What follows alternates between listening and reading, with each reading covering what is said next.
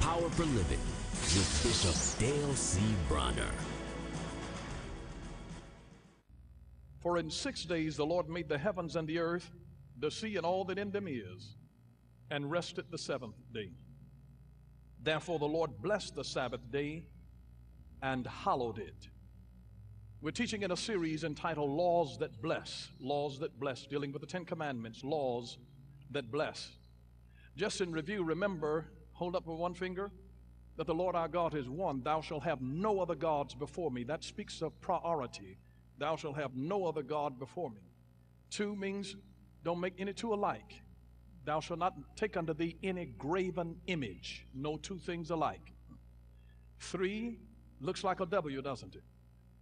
Telling us to watch our words. Thou shalt not take the name of the Lord thy God in vain. Watch what you say concerning him. And 4, remember the Sabbath day to keep it holy, because your thumb is resting. You got the other ones all at attention, but the thumb is resting. That tells you that this is a rest day. Let it rest. 4, just remember. So if anybody asks you, what's the 4th commandment? Listen, remember the Sabbath, because my thumb is resting, and keep it holy. Keep it holy. Keep it holy. So I'm going to teach you sign language as we go through. So you'll be able to just go. And somebody said, no two things alike. Thou shalt make unto thee no graven image. And somebody said, what's the 3rd commandment? Oh, I know what that is. That deals with your word. Thou shalt not take the name of the Lord thy God in vain. So you'll be able to just go right to it and say, what's number 4? And you'll be able to just tell them. So when we get through 10, you're going to know all 10. Somebody just ask you one of them, and you'll be able to see exactly which one they are. But this one, we're at law number 4 here. This is the law of remembrance and rest. The law of remembrance and rest. Because the world has lost a Sabbath mentality. Now Sunday is not about keeping the Lord's day holy. It's about catching up on what we didn't get finished during the week. I mean, when I was growing up, you didn't do anything on Sunday. I mean, you didn't cook on Sunday. I mean, ladies would cook on Saturday. They cook a big meal on Saturday. They just warm things up on Sunday. But cooking is a chore. I mean, chopping this and snapping beans and shelling peas and shucking corn, and all that kind of stuff. These young women don't know anything about that nowadays. And let me just tell you, this Jiffy is not cornbread. That is cake mix. I like buttermilk cornbread, the old-fashioned way. I really do. Time is God's essential gift to the human race, because without time, no other gift would be possible. All of the gifts are developed in time. You've got to take time. It takes time to be holy. It takes time to serve God. It takes time to reverence God. It takes time.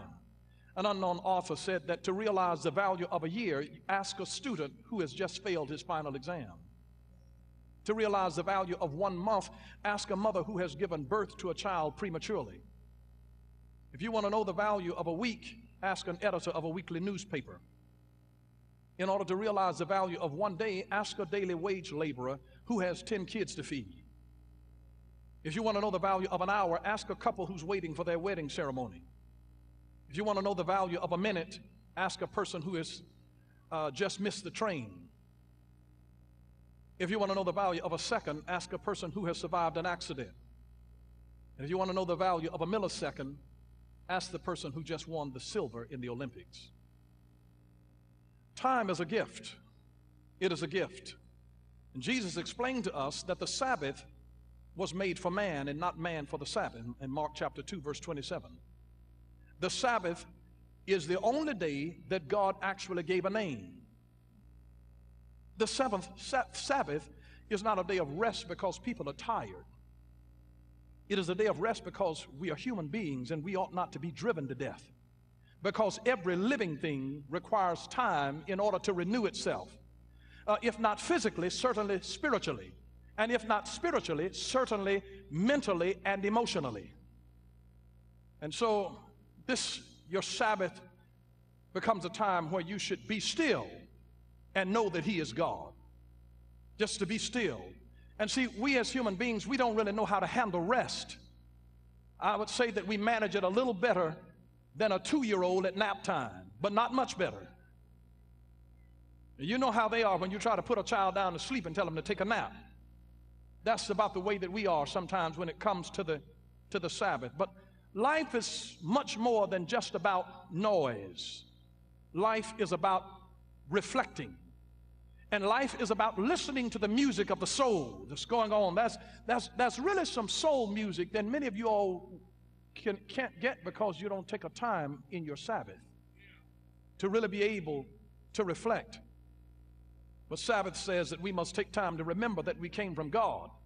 We've got to take time to remember that we are to determine what we are doing daily in the process of returning there. We came from Him and we've got to get back to Him. And so Sabbath becomes a time of our remembrance of the God who is, and reflecting on who we are and what we are about and why we were made. It is a time to be thoughtful. It's a time to be still. It's a time to be contented. It is a time to be gentle with the world. And when you do those things, you will become everything that you were meant to be. There was one Jewish scholar that insisted, he said, tell nothing on the Sabbath which draws tears. Tell nothing on the Sabbath which draws tears. In other words, here's the Brunner version, no bad news on the Sabbath. Touch your neighbor, said, no bad news on the Sabbath. The Jewish Talmud gives 3 reasons for keeping the Sabbath. 3 reasons. Here's number 1. That given the fact that no one is permitted to do anything on the Sabbath, no orders can be given and no work done. No orders could be given and no work done, because it said that the slaves and the rich would be equal for at least 1 day a week. At least 1 day a week. You see, the Sabbath was about recreation. Say recreation. In fact, write that word down on your paper, recreation. And when you write it down, you'll see that it's not recreation, it's recreation. It is where God wants you to reflect on what He created. Because every so many years in your life, you have to recreate yourself. Your whole identity, because you're changing with age. Your goals will change, your desires will change, because you are being recreated. And if you don't get recreated, you know what will happen? You'll get old. What you had will get old.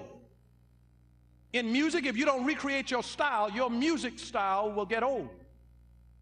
People are looking for something new. And so ever so often, it has to be renewed. It has to be renewed. And so it's on your Sabbath that God can actually give you the double portion of stuff that you didn't do. I'm so glad. That's why I celebrate people like Truett Cathy, the founder of Chick-fil-A, because he only has his folks working 6 days, and he gives them the Sabbath to be able to rest and worship, spend time with their families. And God has blessed him to be the #1 chicken chain in America. And they do more in 6 days than the others can do slaving for 7. That ought to tell you something. And for years, this man that owns that company has taught Sunday school in his church, taking time off not to even think about his business. And I was sitting with him in a meeting, and I wrote him a note. He's sitting next to me, and I just slipped the note to him to say, thank you so much for honoring the Sabbath. Thank you for being a blessing to your people, to give them time to worship and time to spend with their families. He reached into his pocket, and he pulled out several Chick-fil-A coupons and handed them to me.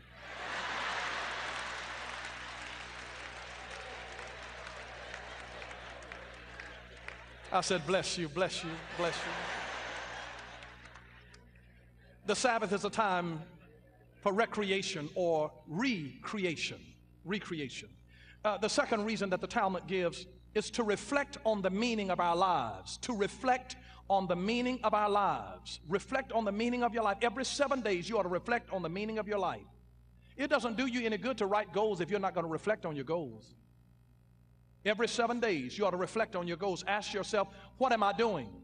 Ask yourself, what was I born to do? Ask yourself, how am I measuring up on my assignment? Ask yourself the question, what do I need in my life? What do I need to start doing? What do I need to stop doing that I might be doing that's not productive for me? What do I need to continue doing?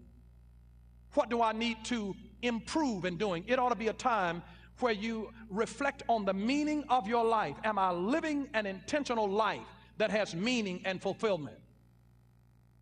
You know, there's an old story that one day Satan gathered all of his cohorts in order to discuss the most effective method of destroying meaning in the lives of people. And here the devil, with all of his demonic cohorts, one of them suggested, tell them there is no God. And then another one said, tell them that there are no consequences to their actions. That'll mess up the meaning of their life. And then the third one proposed, he says, tell them that they have strayed so far from the right path that they will never be able to change. And Satan himself said, no, that's not it. That's not it. And Satan said, such things will not matter to them. He said, I think that we should simply tell them. You ready for this? He said, I think that we should simply tell them there's plenty of time. There's plenty of time. There's plenty of time for me to do that. And the problem with that spirit of procrastination is that you'll never find the right time until it's too late. It's a demonic trick. There's plenty of time. I'll get saved when I get old. You may not get old. There's plenty of time. There's plenty of time. I'm going to enjoy myself. There's plenty of time. There's plenty of time. It's a trick. Here's a third reason that the Talmud gives for honoring the Sabbath is to reflect on the goodness of our work as God did in creation on the seventh day. It is neither a time, hear this carefully, the Sabbath is neither a time to network nor a time to prepare for the week's work. The Sabbath is a time to find meaning in the moment.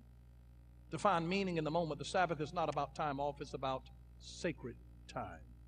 Now look at verse 12. Because we've looked and noticed that the Lord our God is one, thou shalt have no other God before me. We've noticed that thou shalt not make unto thee any graven image, no two things alike. We've noticed number 3, watch your words, thou shalt not take the name of the Lord thy God in vain. Number 4, remember the Sabbath day to keep it holy, let the thumb rest, you rest on the Sabbath. But the fifth one, here's verse 12, honor your father and your mother, that your days may be long upon the land which the Lord your God is giving you. Now, you got 5, hold 5 fingers out, and now pull that arm back like you're giving a pledge. We're pledging our honor. And this is what we're doing. This is our honor. It is where we're pledging honor. Honor your father and your mother. Honor your father and your mother. Honor them. This is the fifth commandment. The fifth commandment. This is the law of carrying. The law of carrying. Just of carrying. It is the only law that we have, this fifth commandment, that deals with our relationships of love. Because you see, to be family is to be in relationships that are continuous and permanent, not arbitrary and temporary. Parents have an obligation to teach their children not to be their buddy. You don't have an obligation to be your child's buddy. You have an obligation to be their parent. But you know that in Hebrew, the word for parents, the word horim, H-O-R-I-M, is related to the word more, M-O-R-E-H, which means teacher. A parent, then, is a teacher. They are teachers of faith and morality. And then the word that we have actually for honor, the word kavod, K-A-V-O-D, it comes from the word kavod, K-A-V-A-D, which means heavy. Honor, it means heavy. And the opposite of heavy is what? Light. So to honor means to take what they say with weight. Take your parents' words with weightiness. To dishonor means to take lightly. That means mama tells you to do something, then you take her words lightly. Daddy tells you to do something, you take his word lightly. You dishonor them. You dishonor. Now, notice the word honor, it comes from the word that means heavy, because honoring parents is not always easy. It is a heavy responsibility. It's not easy, but it is right.